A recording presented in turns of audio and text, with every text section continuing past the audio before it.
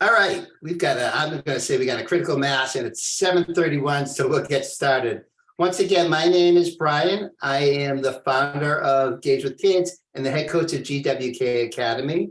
I want to thank you all for joining us here tonight. Excited to have you here. I know many of you are considering adoption or foster adopt for your own fatherhood journey, or perhaps others have already started your journeys. Either way, welcome. We're excited to have you here, and you're in for a very good 45 minutes or so.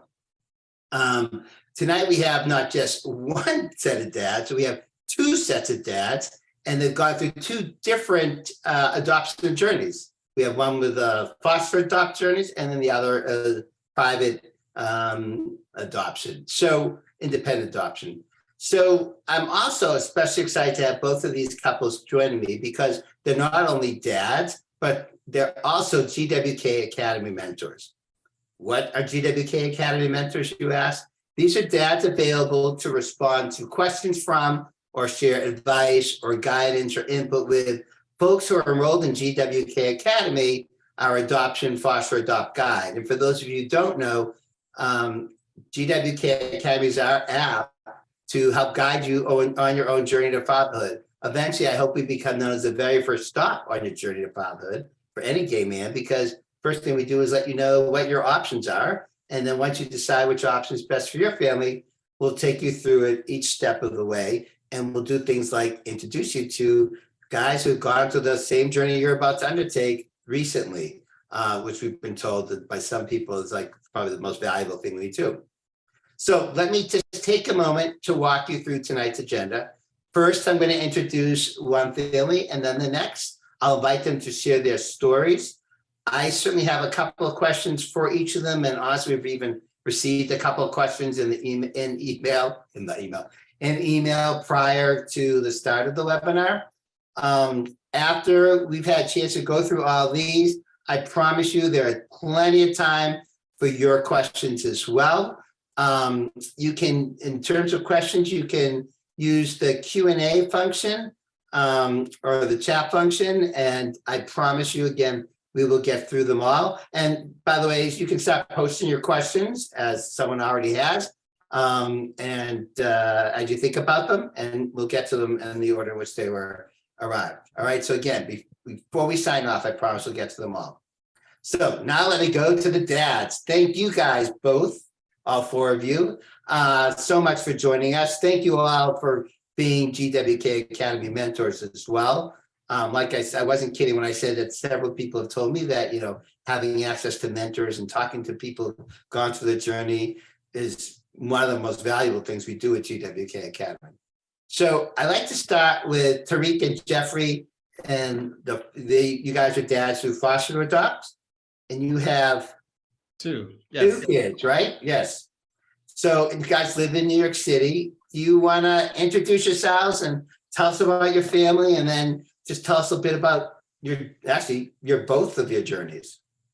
Sure. Go ahead. You first. All right. Sure. So we are Tarik and Jeff. I'm Jeff. So yeah, we have been together since 2008. We married in 2015, and we kind of all throughout our relationship, we knew that we wanted to be fathers. That was like date question. That was like question number 3, I think. Do you want to? Yes. Yeah. I was telling the story. So we knew that we wanted to. We just had to figure out what the process was going to be for us. So I think as I think most of us have to do, is figure out, okay, do we want to do the surrogacy route? Do we want to do the adoption route? Do we want to do the fostering route? So we started the process right after we got married. So we got married in May of 2015, and I think we started taking classes for fostering the fall of 2015. Yeah.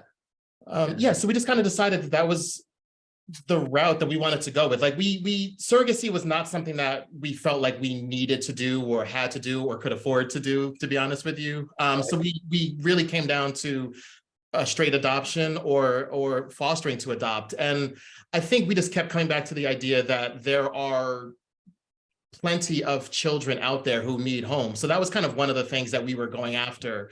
So we went to every few months, New York, we were right in New York City at the time. They do like the Children's Services Department, It's ACS does kind of an informational meeting where you can, it almost felt like a college fair because you go into this room and there's, you know, the head kind of talking about the process. And then they had about a dozen different foster agencies and you can go to each table and kind of talk to them and interact with them and figure out how it fit for you. And some of them only catered to people that lived in certain areas, or they catered to older children, or they, you know, each one of them had a slightly different focus. So we talked to a few, and I think we left there, and there were two that we were kind of into. Before we left, we were like, who should we talk to, right? And the one woman in charge of the fair was like, go talk to, you know, children's aid societies. That's who we chose. That's who we talked to. And that's how it all started. Yeah. Yeah. So with that, after that kind of informational setting, we went to the actual agency and started the process there. So that's kind of how the journey began, really. And here we are. So how long did that journey take? It took from when child was placed until like we started, right? So when you started and you signed up with them until the child was placed, yeah, I guess that is what you're I think we signed up in September. We took classes October, November, maybe into December. I think it was 10 classes. Yeah, I think that's pretty, I don't know. I think it's pretty standard. Our agency or the city, you have to do 10 classes once a week, every Thursday from 5 p.m. to 8 p.m. We were down at the agency for these classes to have our house, you know, and during the process of these classes, you're also submitting, you know, your background checks and your references, and they're coming to your house to look at the layout and, you know, all the things that go into them kind of okaying you for this process. So yeah, it was, but that was the bulk of the time, was 10 weeks of classes. And kind of the funny thing is we went into the process with the foster agency knowing that we wanted to adopt, which is not well. And during every class we took, they're like, just so that you know, don't be in the mindset that you're going to hold on to the child you're fostering. So be prepared for that child to go back to the birth parent. Their attitude was, it happens, and that's, you know, yeah. But also, like, when you're in the process, the caseworker would kind of like, they would never tell you to get your hopes up or to, you know, it was kind of like they weren't saying what we wanted to hear in terms of like, because they don't want you to, because they didn't want you to do what we were doing. They don't want you to look at the foster agency as an adoption agency, right? Because often, I was going to say 9 times out of 10, I don't know what the number is, but oftentimes the child that comes into your home under that situation will be put back into their biological family. So every week we would go to these meetings for 10 weeks and they would say, don't get attached. You know, you may get a child, but that child most likely would be going home. But we kind of formed this relationship with the agency where we made it very clear, like, we understand that that's what the situation is, but at the same time, we're letting you know that this is what we are looking for. So we were very clear to them. And because of that, kind of one of the funny things about this whole situation is, so we made it clear that we were looking for an infant who most likely would not be going back to their biological family. And that's like, they're like, okay, yeah, we'll pull that up right away for you. Like, that's not going to happen. You know, they actually refer to that as unicorn babies. Well, and that's what and they made it clear, like they told us, like, it's going to take a long time for that situation to happen. So we laughed because it was a Friday when our home was finally approved. Like, we got the stamp that you are okay, you know, you might get a call anytime, but you probably won't get a call for a long time considering what you're looking for. Yeah. That was Friday. That Monday, we got the phone call. So oh my, it was 4:45 in the afternoon. I was at work and the phone rang and it was the agency and they're like, so we have a baby. And I'm like, what? You know, and I feel like I was at Costco. You were at Costco. Just because. And I'm like, well, I guess I have to get You're getting diapers already. Well, that's the thing. Like, he was about to leave Costco. And I'm like, you need to go back. So yeah, we had, and I just remember the stress, and this is kind of speaks to the kind of the stress of this process. If you do the fostering route, is like I said, the call was at 4:45. And she was like, we don't have a lot of information. It's a girl. She's 3 weeks old.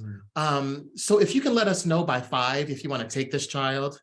We're like, so I hung up the phone. I called him and I'm like, we have 10 minutes now to decide what we want to do, you know? And, you know, we just weren't expecting it because we thought that it was going to take such a long time for us to get that call. But we said yes. So that was Monday. She was supposed to come on Tuesday, but things drag sometimes. That's another thing you need to learn. But Wednesday evening, she was in our home. So it was an extremely fast, once, you know, after the paperwork and everything was done, it was an extremely fast process of the phone call about her to her being actually in our home. That's wonderful. And how long did it take until you were able to legally adopt her? It took 1.5 years, and we, you know, we did have some hiccups, and like I think it's important that people are aware. You know, like I still feel like we're really lucky and blessed to what happened because, you know, we actually, besides the 2 that we have, we did foster a boy for 2 or 3 weeks, and because with our schedules, because we're both working at the time, you know, that's the thing. You have to have people that can go to court and do all those things. We actually had to give this boy that we were fostering back to the agency because we couldn't sustain that kind of level of engagement with the agency and the parents, the mom and stuff like that. So that's a risk, and it was hard, but, you know, but with Avery, it was 1.5 years. We had an aunt that was involved that was in a different state that wanted custody for whatever reason. And I think we've mentioned this yet, but Avery and Alexander have other siblings, older siblings that were fostered and adopted by other families. So that's why when we did get the call, we're like, you know, I don't even know if we knew that at the time, maybe. Yeah, but, we didn't know the full extent of the story, but we knew that, oh, this is probably going to lead to adoption, you know, like, which goes back to, again, one of the, you know, us being very upfront with the agency. Part of the reason they ended up calling us about this baby was because of the fact that they looked at her record and the fact that she had 2 siblings that were also fostered and then adopted into this 2 separate families. So they knew that the history looked good for the foster parent being able to adopt. So that's one of the reasons that we got the call. And so I just want to clarify, I think I heard you say Avery's sibling is her her bio sibling as well? So she already had 2 biological siblings, and then we have Avery, and now our second child, Alexander, is her biological brother. Oh, wow. Okay. Yeah. Cool. So and that was the other thing that we kind of, in this whole process of fostering, we kept up our registration, and because we were hoping that would happen. We were hoping that mom would, you know, get pregnant again, and here we'd be waiting, and it actually happened. So wow, that's a great story, guys. Thank you. Yeah. So I just want to clear a few things. So you are right. When you said you went and you talked to different agencies, everyone has their own focus. What I found through GWK Academy, talking to people around the country and agencies around the country, different agencies have it. Like I know some. So let me take a step back from that. First off, there are about 400,000 kids in the foster care system.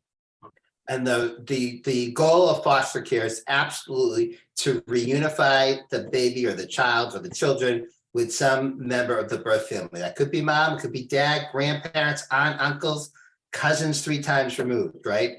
That being said, 125,000, so more than 25% of those 400,000 kids have been freed up for adoption already. That means these kids have no chance of being reunified with anyone from their birth family, and they're just waiting to get a loving family they can call their own, a direct family. wow. So there's some foster agencies I know of that will tell you in different states that will tell you if you only want to take in a child that has already been freed up for adoption, that's all you'll have to do. I know other agencies that will tell you if you want to work with us, the first thing you have to do is just take whatever kid we've got available first.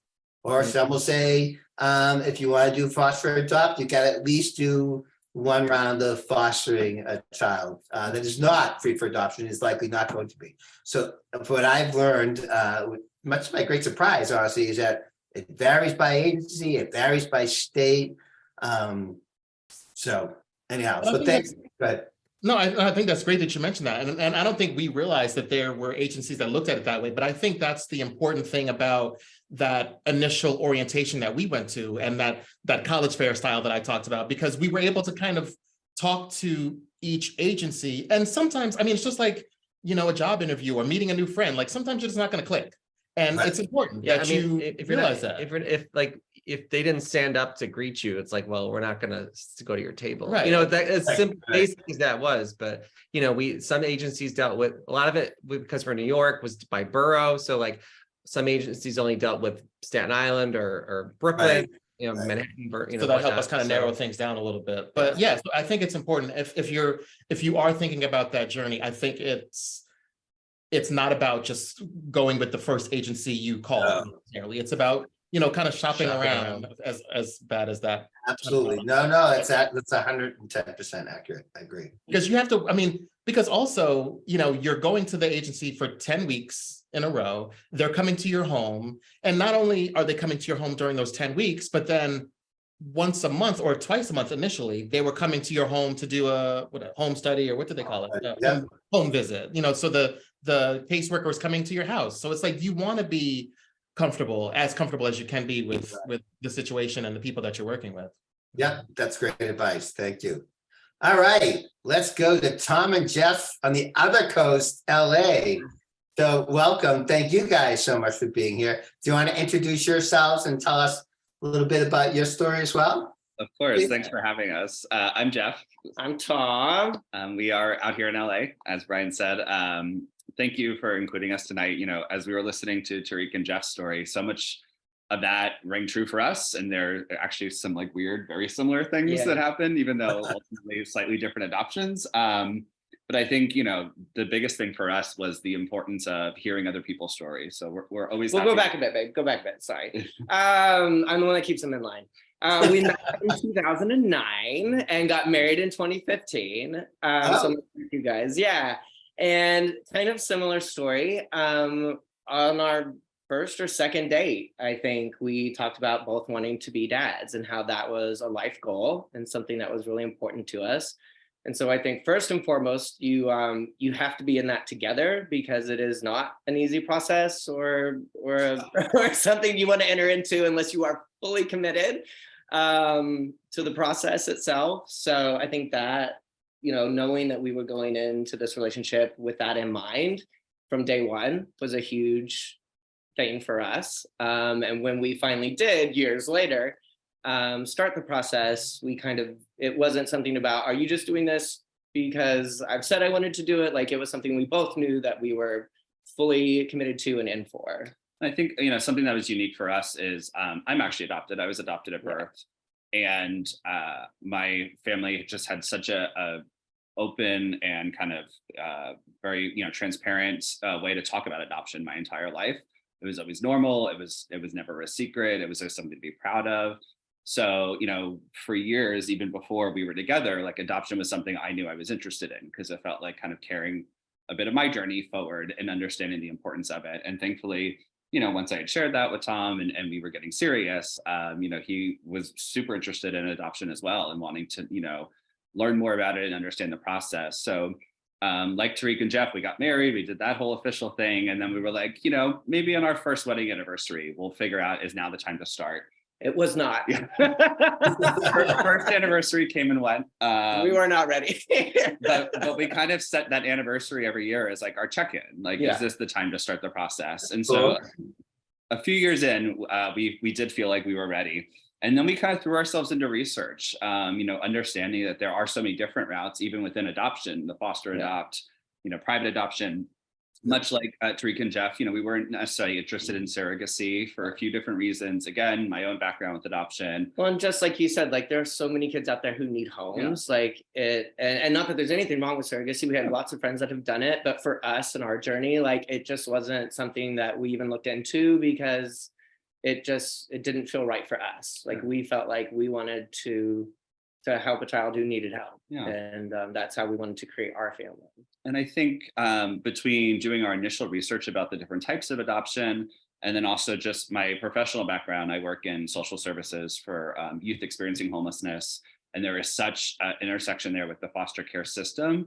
I felt like, at least for me, and I think Thom agreed, foster care was a little too close to my day job in some ways. And we just saw kind of independent adoption as an avenue we wanted to explore and learn more about. So similarly, you still have to get an agency, you still have to clear background checks and do, the home study process. It just looks a little bit different when you're in that independent adoption lane. It took us about a year to get through that process. So that was pretty much all of 2019. So what, you found a social worker to do the home study, or how did you? We went through an agency, so Vista Del Mar, which is a really big agency here in Los Angeles that does foster, does adoption, does all different does it all. Yeah. Well, yes. So they were highly recommended. They also worked with my organization that I work at professionally, so we knew that they were a good place to start, and we felt welcome there and safe there. And I think for us, knowing that they work with LGBTQ couples was really important to us, because there are nuances to that, and there's a different level of wanting to feel safe. So we took our time with it. You can certainly do it in quicker than a year, but we really wanted to pace ourselves, emotionally make sure we were ready. It was a lot of paperwork. It was mountains of paperwork. Oh yes. So you guys know.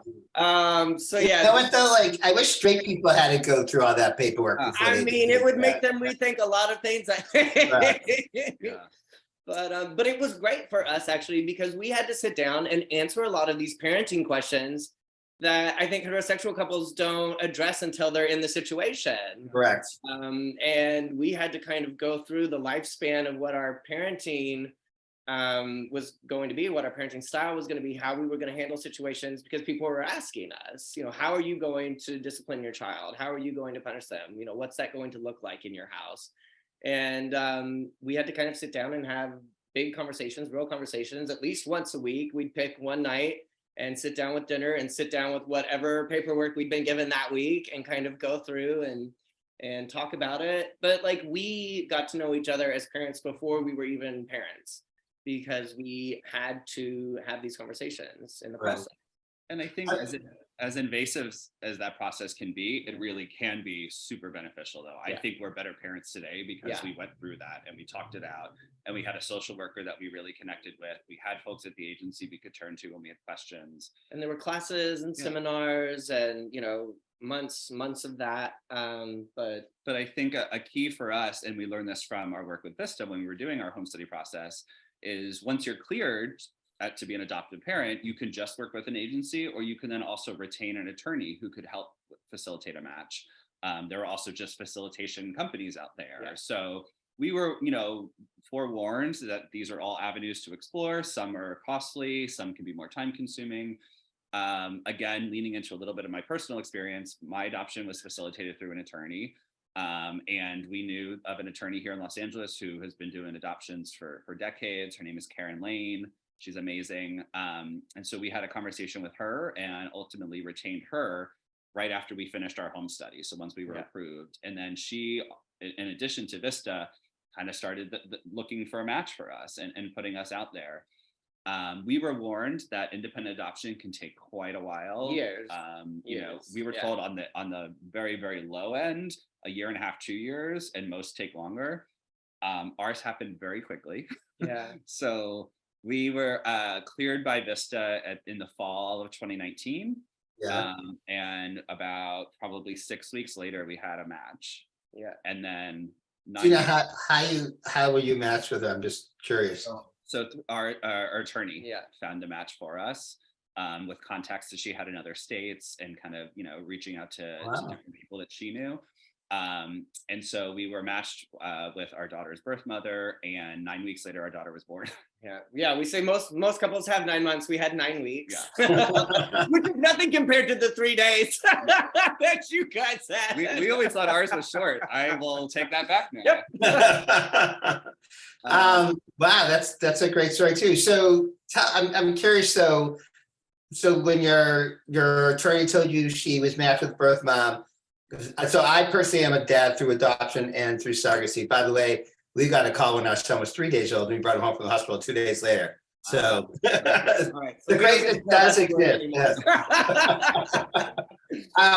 But I'm curious, so did she talk to the birth mom first, or did you guys? So we ended up talking to them first. Yeah. Our attorney had been doing some, advertising with some different, outlets and agencies. Yeah. And basically we were advised to have what we called the baby phone. So we had an extra We had cell phone a burner phone, basically. Yeah, yeah. with a new number on it. So that number was listed along with our attorney's information. And sure enough, what would end up being our birth mom called us before she called our attorney. So I got that call because Thom refused to carry the I baby couldn't do phone. it. It made me a nervous wreck because I was like, I if don't this blame thing you. rings and you're not around, I don't know what to say. I don't know what to do. Like it makes me so nervous. So Jeff had I had to handle a couple of those calls. So like so that's one thing when we talk to people who are interested in going forward with adoption. I guess my concern is like, how do you know what to say? Did your social worker, did your agency, did anyone prep you? Like, Yes. okay. So Can you tell us more about that? it was mostly our attorney, but definitely got some guidance ahead of time from the social work agency of like, essentially it's, what to talk about, what not to talk about are the bigger things with prospective birth parents. So our attorney had prepped us. Literally at one point we were given a script of like what to do when the phone rings and how to handle it. And then of course in the moment you forget all of it and you're just internally freaking out a little bit, but had a very lovely, very short conversation. We were told to keep it short and really try to get them to connect with our attorney, like let the attorney have those initial conversations. Okay. And thankfully that is what happened. Yeah. So you guys were the initial conversation, but it was really just very high level stuff, and then you. And I say this is super important to me. Our birth mom called. I had a few minutes to talk to her, and I was like, I'd really love for you to talk to our attorney. And she said, well, I'm nervous to talk to an attorney, right? Like, put yourself in their position. Yeah. You might be feeling. And so in that moment, I just really tried to hopefully make her feel comfortable and share that our attorney is amazing. And thankfully, she did call because there was no guarantee that she would have. So. Right. So I'm just going to interject for a second. Tarik, Jeff, you have to tell us who's there. Who's there? Sorry, Alexander. There. Alexander, How old are you, Alexander? how old are you? How old are you, bud? A. Huh, say You're again? eight? Eight. You're You're definitely not eight? eight. You're bud. How old are you? 3. Three. Three. How many fingers is that? Fingers is 3. So, there you go. Oh, awesome. Thank you so much for saying hi, Alexander. Thank you. Bye. Say bye. Hi. Oh my God. Could it be any more adorable? So I do want to go back to Tarik and Jeff for a second. So I have a couple questions. So one, I'm just curious. You, Jeff, you were adopted. Did you talk to your parents? Was your journey similar to theirs? Were they involved in Yeah, I mean, not to put my age out there, my adoption was quite a few years ago, so things looked a little different then. Yeah. So I was a completely closed private adoption, and what we learned when we started our process is it's not that black and white anymore. There's nuance there, which can be amazing and really supportive for everybody involved. So my parents did adopt me at birth, but did not get to ever speak with my birth family.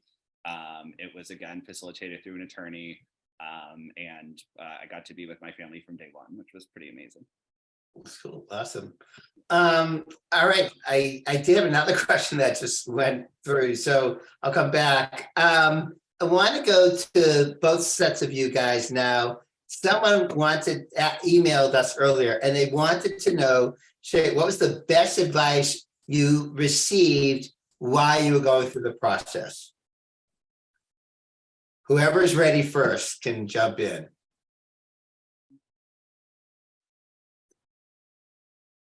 I think just to trust the process. Like if you want to be a parent, you will be a parent. I think I remember that being said to us, like things might fall through, things might take longer than you want. But if you are committed to this and you want to be a parent, you will be a parent. It will happen for you. And I think holding on to that in weird moments, because like with our birth mother, they're not allowed to sign their rights over to you until after the birth, until after the baby's born. So we could go through these 9 weeks and go through this whole process, and she could change her mind in the delivery room, and that would be her right. And if who am I to take a child away from a woman who wants to be that mother? Right. But through that whole process, through that whole 9 weeks, through that day of delivery, when we're sitting in the waiting room at the hospital, you're just sitting there wondering, is it still going to go through? Is this still going to work? And I think what I kept telling myself was, if it doesn't, then this wasn't the one that was meant to be, and then something else will come along, and someday I will be a parent, and maybe today is that day. I hope today is that day. But that's what I kept telling myself. So I think That's great, Thom. I love that. I tell that to people that I speak to all the time, especially people who want to become dads through adoption or foster adopt. I said every single person I know that wanted to become a dad through adoption, foster adopt, did become a dad through adoption, foster adopt. That's great. Thank you. And I think that's one of the things I'm pretty sure one of the people at the agency once kind of off the record told us, like, you don't have to say yes to the first call you get. Yeah. Like, if it doesn't feel right, and it's the same process for you guys, I'm sure, when just because that mother called you, that doesn't mean that's the person you're tied to. That doesn't mean that's the route that you have to take. So I think there was, along the way, one of the people at the agency said, if we call you, if the placement department calls you and it doesn't feel right, or if it's not what you're looking for, you don't have to jump at it. So I think that's the other thing that you have to keep in mind is, there's this excitement because you got the call, but if it's not a situation that, based on the little, in our case, because this process happens so quickly, they don't often have a lot of information. But if the information that they do have doesn't sound like what you want, it's okay to say no. They might try again. We actually had, so Avery and Alexander's mother had another child about just over a year ago. And because we hadn't closed our home yet, we were the first call. And they asked us if we wanted another kid.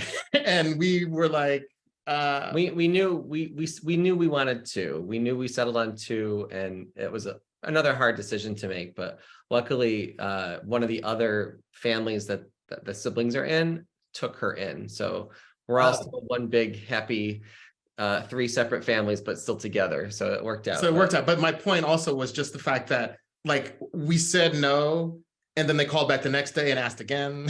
So it's just they were trying to push it. So that's just goes back to the whole idea. If it doesn't feel right, whether it's the first child or the second or whatever the case is, like, you can say no, thank you, call me the next time. I think oh, sorry, go ahead. I was gonna say, I think, but to your original question, what people told us, just to be patient. That was the thing, just be patient. Yes, just trust the process. Agreed. It's great too. Okay, so do you guys all get together with all the families? All the kids get to see each other, all the siblings? For us, yeah. I mean, it's been a little while with COVID and everything, but we've had parties back here at the house, and we all get together. Yeah. Oh, that's awesome. I got a question here. How open are both of your adoptions now? And then what advice, this is a great one, what advice do you have for navigating those relationships? So, yeah, it looks like, Jeff, you ready to answer?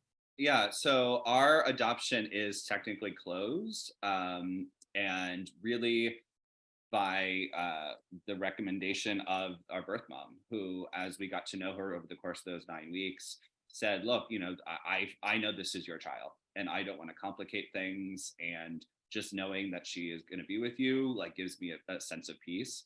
It was really important for us that, should something happen medically in the future to her, that could be, genetic or anything, that she would let us know. She absolutely agreed to that. So yes, like, we have a way to contact one another if we need to, but she has said, like, I'm not here to be the parent. I was here to help you become parents. But she did put in our final paperwork that, when our daughter turns 18, if she wants more information about her, that we could share it at that point. Yeah. Awesome. That's a similar situation, by the way, we have with our son. Yeah.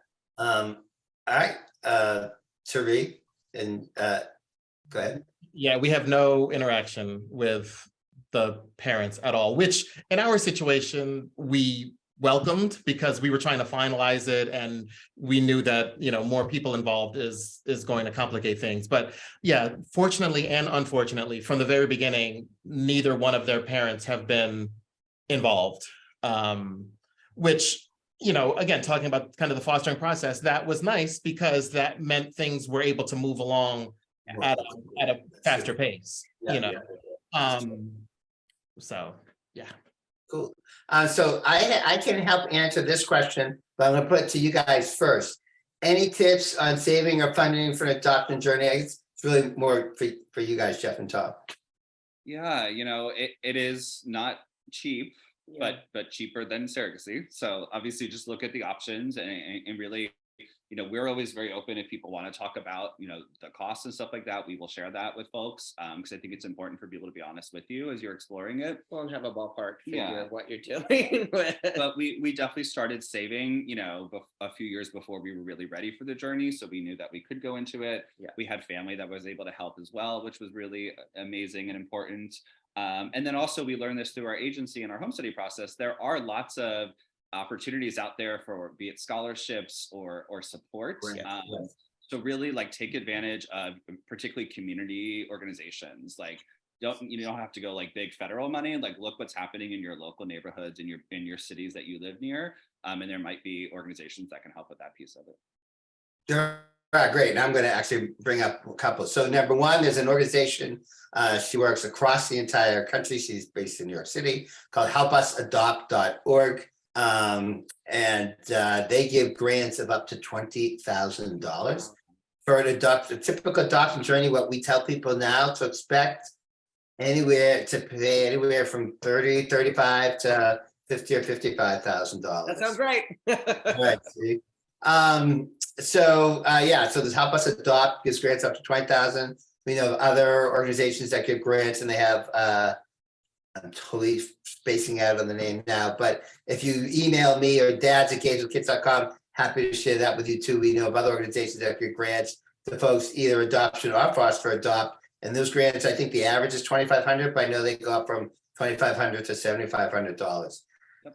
Jeff, I remembered the question that I wanted to ask you. I would love for you to share more about what your nonprofit is, please. Oh, so I work in homeless youth services, as I said. So here in Los Angeles, it's an organization called My Friend's Place that I've been at for going on 9 years. But I'm actually moving to another organization still in that same space called True Colors United, which is working on LGBTQ youth homelessness around the country. So still staying close to the work, but just kind of moving. And who started True Colors United? That would be Cindy Loeffler. Yeah.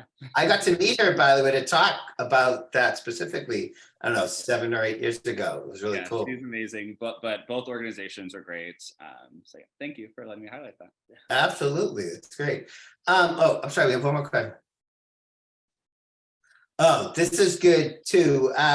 Someone wants to know someone wants to know what questions you asked the agencies or the lawyers to really know for sure that they were LGBTQ plus affirming. And I'm glad this question got asked, because I can tell you that I spoke when we first launched CWK Academy, which was in February. I think like amongst the first 10 people I spoke to were 2 or 3 different guys who were trying to go through one adoption and one foster adopt.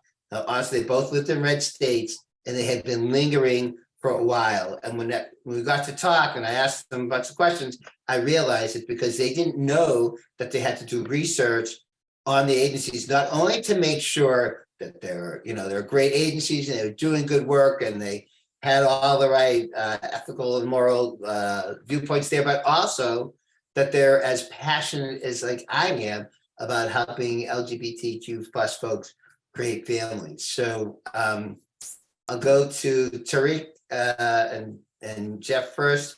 What did you guys do when you went to that college fair thing? It's funny because I think it started for us when we went to the ACS, kind of the college fair orientation of the different foster agencies, because we walked into the room and I think we were, I don't want to say hesitant, but we were curious about what the response was going to be. during that initial interaction. And it's funny because when the person that was giving the presentation was talking, she kind of kept like looking at us and like, it was like, right? Like she did. And so we're like, what is this? Like, is it because we are gay? Is it because we're interracial gays? Is it because we're the youngest people in here? Check. Like there's a whole lot of, I don't know. So but what we ended up finding out, she came up and spoke to us right after the group presentation, and she was so happy to see men in the room. Like she didn't care that we were gay men. It was the fact that there are so few dads going down that route in this city. So that helped us feel a little bit more at ease as we entered these conversations with the other agencies. And again, I think for us, we were lucky that the situation and the setup was as it was, because you could walk up to the table and like we were saying, like you could feel the interaction and what you were getting out of the other side. Gotcha. So, I mean, there were some people that we, spoke to for a few minutes and we're like, okay, this just doesn't feel like anything for us. Then we got to the agency that we ended up going with, and you felt the warmth from the person. And so yeah, I don't think we didn't really have a conversation about it. It was just more the way that it felt as we interacted with them. Okay. Yeah, the whole, being gay never seemed like an obstacle in any way for us. It was never we never got.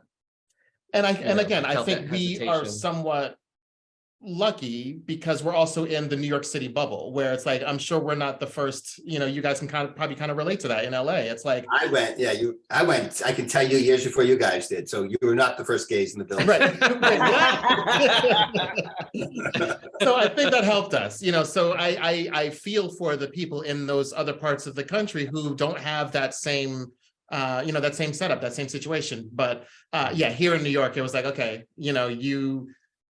you're fine. You'll be okay. Yeah, Do you guys mind? Someone wants to know if those events are still through ACS still happening in New York City. Do you mind, like, if you have like a URL that you could share or give to me, and I'll share it with everybody. If you found the chat, you can put in the chat as well. Yep. That'd be great. Thank you. All right. So Aaron, you should be set from this. All right. Sorry. Back up to you guys, Jeff and Thom, because you're above me. Up to you guys, Jeff and Thom. What did you do in terms of finding? Yeah, I like Tarik and Jeff. I think it's, first of all, just trust your gut. Go and talk to people, and if you're getting a feeling either that it feels really great or that it doesn't, like that means something. We asked around. Again, we knew that Vista Del Mar had a really great reputation of being inclusive, or of working with lots of different types of couples. But then even once we got there, we specifically asked, like, tell us about the gay families you work with. Can we meet some of them? They connected us with a gay dad who had done foster adopt through them. So ask for those testimonials, and surprisingly, we thought perhaps that being gay dads would be a handicap for us, that it would take us longer, that it would like hinder our process.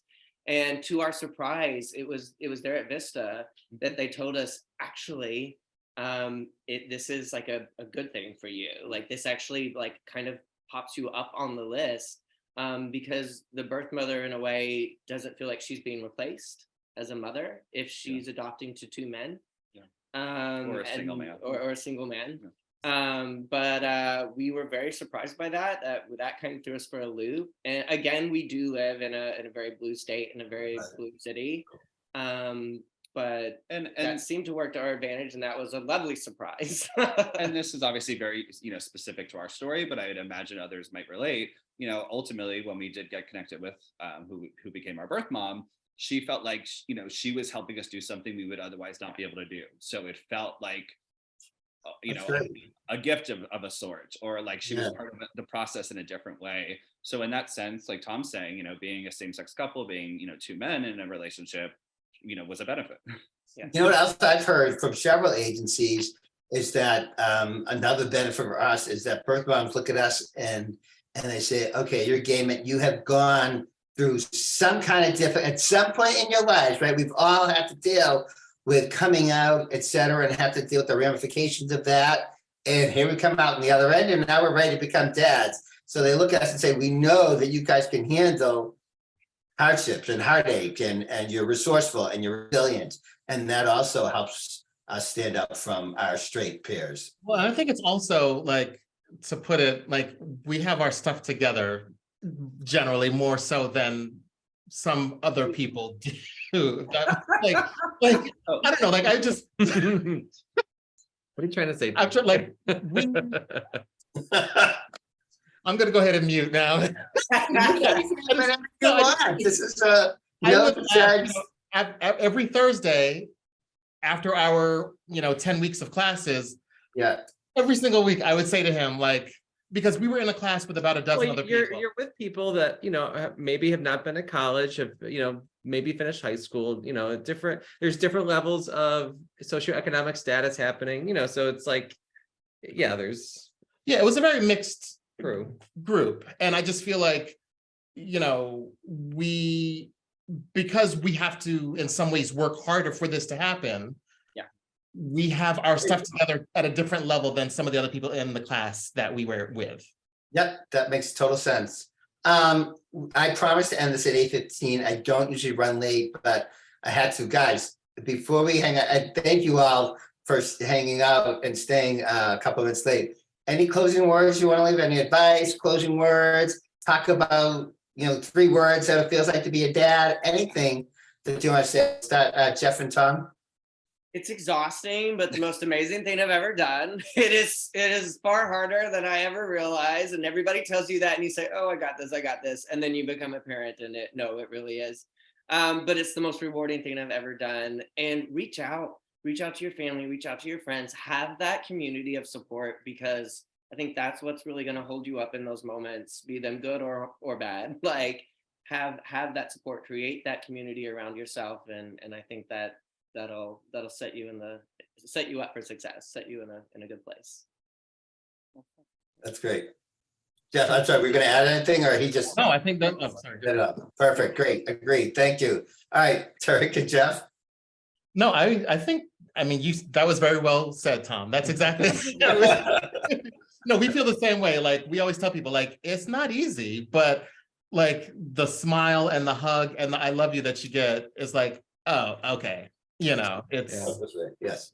I was just thinking in general. I think just gays with kids in general and this network and having other dads around is. It's having that kind of support is great. Whether if it's actually in person or virtual, like not a lot of dads have other gay dads to hang out with, but just this in general, I think is wonderful. So. Oh, thank you so much. You guys are gonna have to do. We're gonna do a gay dad holiday celebration on Instagram Live. December 20th, I think. So you guys should all join us. Thank you so much, guys. Really appreciate it. For those of you who are watching, thank you so much for watching. If you want to connect with these guys, learn more about GWK Academy, feel free to reach out, dads@gayswithkids.com. Thank you all. Have a great rest of the evening. everybody. Good night.